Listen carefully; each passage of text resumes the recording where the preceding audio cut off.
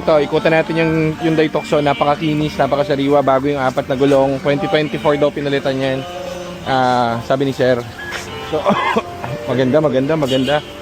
Tapos, naka full moonroof na yung taas. Baka may mga interested dyan. Kuhanin nyo na to. Dadaling kayo nito sa Paraisong Lubos. Okay?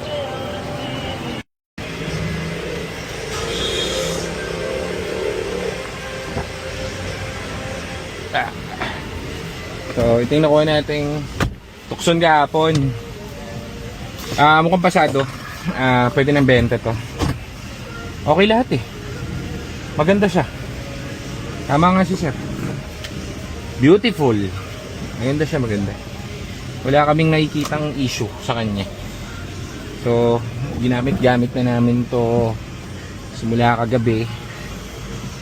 Okay naman. Everything goods. Ganda manakbo, lamig ng aircon, sakto ang temp, gitna. Ano ba? Mabigat lang ang gulong niya dahil nakamags na kasi ito. Pinapalitan niya ng mags mas malaki. Yung medyo mas ano lang siya, mas mabigat lang ng onti yung manibela niya. Ganda manakbo, tapos lakas ng hatak. Yung isa namin Tucson guys is ano siya, diesel. Eto gas. So mas tahimik to kesa dun sa isa. Tapos ano pa ba? Okay naman. Okay, sumaata ko. Very good siya. So may police dito sa leeg. Kakahulihan na yata. Yan. What you doing? Ay, hindi pala police yung traffic. Ano pala yan? Traffic aid police. Police ano yan? Ang parking police ng San Juan. Yeah. Very good. Ganda humatak. Woo! Daming gas. So available to guys. Pwede nyong i-PM ang admin natin dito. Hindi ko alam kung how much ito. Pero maganda, magara. Swabe. Walang alog, walang kahit anong komang tos. Maganda siya. Pag sinabi ko kasi na maganda, hindi lang siya yung maganda na nakikita ko yung itsurang maganda. It means na wala akong nakikitang future na problem niya. So, ang tinitignan ko kasi pang matagalan, hindi yung maganda lang itsura. So, may mga tao kasi na ang tinitignan lang yung looks. Never ako natuwa sa mga looks eh. Parang yun ang pampinali ko lang, yung mga looks. Ang tinitignan ko lagi is yung reliability from point A to point B syempre. Yung tipong hindi ka kakamat ng ulo after 3-6 months, di ba? So, isa to doon, pasok. Ito yung sinasabi ko, brown seats tapos naka moonroof. Di ba? Yung isa natin walang moonroof, yung isang Tucson natin. Hindi natin ma-release yung isang Tucson kasi nagbabawas ng tubig, hinahanap namin yung leak kung saan. So, makikita nyo, hindi kami nagbebenta ng sablay. Kapag hindi pa namin na perfect ng 100%, edi matulog ka muna dyan, bata, di ba?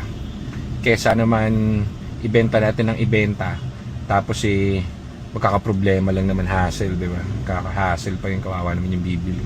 So, ganun. As much as possible, kailangan tayo ay double approve dun sa mga kotse natin para wala tayong hassle, walang problema, makakatulog tayo ng taimtim, masayang makakapamasyal, makakabili, di ba? At hindi mahuhuli ng misis. Bakit hindi mahuhuli ng misis? Kasi if ever nagagamitin mo naman to, shout out sa mga nakakabili sa amin na pinanchichicks yung mga binibili nilang sasakyan, o kunwari pumunta kayo ng motel ni Kabit, nagkahulian, bulilyasuhan kasi hindi ka matawagan, daming miss call, ayaw mo sagutin, magmamadali ka ngayon, kailangan mo ng bill out na yung bellboy, hello, dahil may zero, ano na po, check out na miss, singilin ka ngayon, 550 sir, 12 hours po, okay sir, sige po. Magmamadali ka, ini-start mo, ayaw umi-start, may problema yung kotse, bulilyaso ka, dali ka ni misis, di ba? Anong gagawin mo ngayon? Paano ang gagawin mo sa ganung sitwasyon?